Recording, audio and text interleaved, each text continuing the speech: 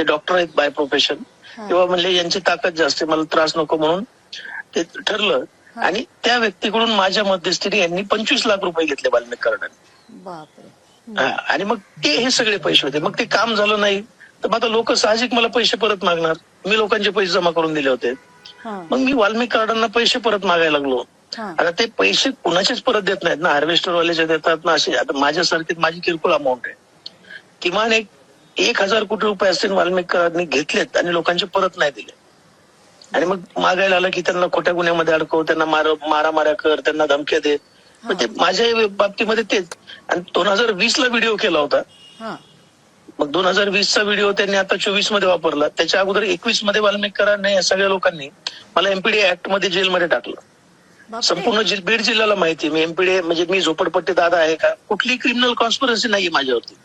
आंदोलनात्मक गुन्हे होते माझ्यावर, 3-4 गुन्हे होते त्या काळामध्ये, पण क्रिमिनल कॉन्स्पिरसी नाहीये माझ्यावर. फार चुकीच्या पद्धतीने या लोकांनी त्रास दिला मला. मी अक्षरशः 2023 ला सुसाईड करायला गेलो.